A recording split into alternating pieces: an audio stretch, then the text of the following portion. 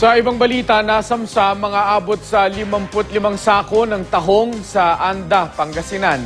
Bawal ibenta ang tahong at iba pang shellfish mula sa Anda at Bolinao dahil positibo ito sa red tide toxin. Mula sa bayan ng Bolinao, makibalita tayo live kay Sheila Finulyar ng GMA Dagupan. Sheila. March 5, nung inilabas ng Bureau of Fisheries and Aquatic Resources ang Shellfish Bulletin kaugnay sa Red Tide Alert dito sa bayan ng Bolinao at Anda dito sa Pangasinan. Sa kabila nito, may mangilan-ngilan pa rin ang pasaway.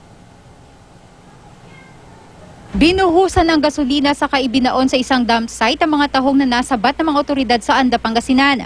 Aabot sa 55 sako ng tahong ang kanilang nasamsam nitong Sabado.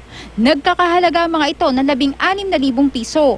Ayon sa Dagupan City Agriculture Office, ibabagsak sana ang mga ito sa Magsaysay Fish Market sa Dagupan City. Nag-start ang surveillance actually sa Pogo Chico nung nakakita sila ng suspicious looking vehicles, and then nung nag-unload, na-prove natin na may intention to sell, and then the commodity was the banned commodity. Base sa Shellfish Bulletin na inilabas ng Bureau of Fisheries and Aquatic Resources o BFAR noong March 5, bawal ibenta ang mga shellfish gaya ng tahong na nakukuha sa coastal waters ng Anda at Bolinao.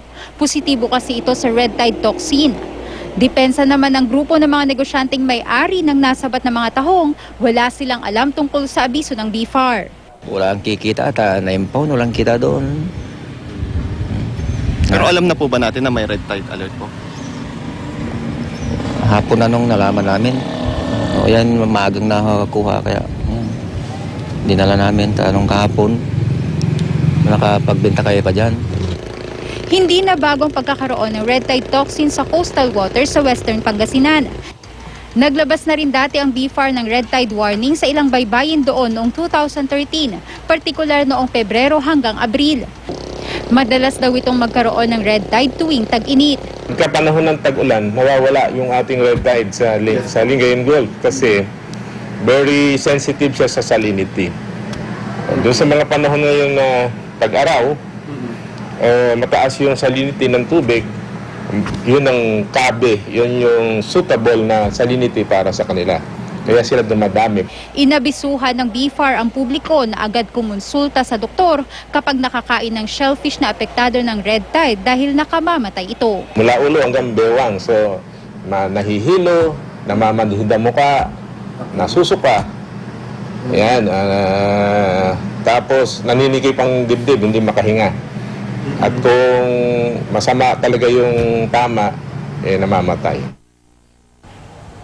Apektado ang pangkabuhayan ng mga residente na sumisisid ng tahong at iba pang shellfish dito sa bayan ng Anda at Bolinao. Mahigpit naman ang monitoring ng mga otoridad hanggat wala pang abiso ang BFAR.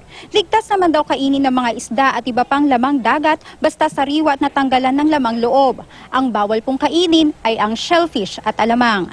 Yan muna ang latest dito sa Anda, Pangasinan. Sheila Finulyar, Nagbabalita, Pilipinas.